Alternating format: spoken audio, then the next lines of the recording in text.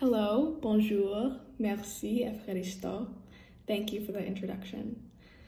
I am so honored to be speaking here today. Thank you for sharing this amazing moment with me. I've tried to write this speech a few times with big words, talking about the cultural significance of Anne of Green Gables, a story which I was really intimately connected with for the 3 years I was on Anne with an E. But to tell you the truth, I really struggled to connect to that story for a long time. I'm not sure how familiar everyone is with Anne of Green Gables, but it's about a redheaded orphan who gets adopted by a brother and a sister on Prince Edward Island. And she gets into a bunch of trouble and shenanigans, and it's all good fun. But the truth is, at first, being on the show was a bit of a culture shock. I was going from scrolling through Instagram and watching my friends talk about the pain of the Wet'suwet'en and the BLM movement, and then going to set to say words directly opposing that in such a casual way.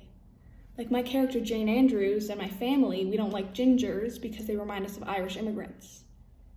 And that's wrong, and we know that now, but back then in the 1890s, it was so ingrained that it was as casual as using a fork or getting dressed. My mother is the daughter of 2 Greek immigrants, Tasso and Lia Pappas, both who immigrated at 15 and 17 respectively.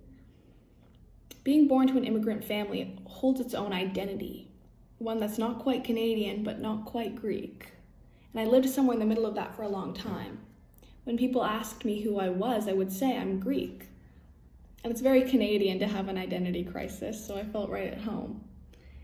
Everyone I knew was Canadian, and every piece of identity had a hyphen.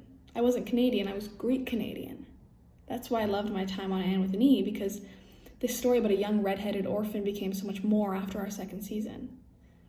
The creators of the show decided to include history that wasn't in our history books.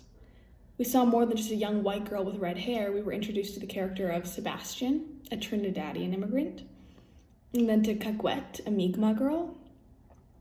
The integration of these characters brought a new and different truth to this primarily white, Eurocentric story. We were seeing a bigger, more inclusive picture of life in the 19th century, one that had been shoved under the rug for so long. As new citizens, this is the time to hear your history and your stories.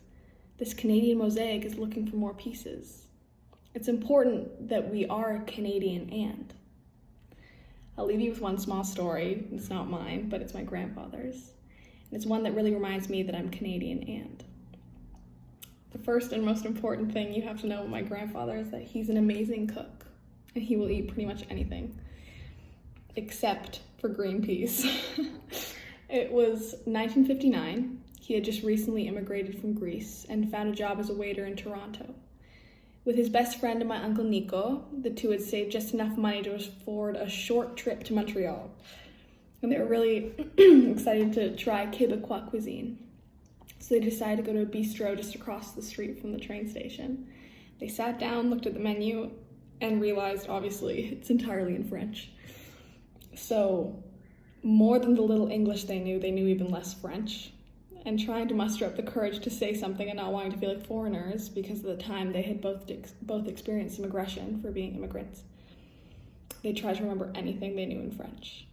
And as the waiter approached the table, Nico turned to my grandfather and quickly whispered, "Je sais poulet et petits pois," something he'd learned from a TV show. When the waiter came over and asked them for their order, my grandfather goes, "Poulet et petits pois."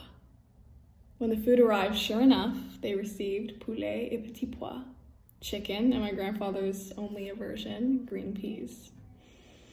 For the entire week-long stay in Montreal, they went from restaurant to restaurant ordering poulet et petits pois. And if you ask my grandpa for it today, it's the only dish he refuses to make. Thank you, and congratulations on this new chapter.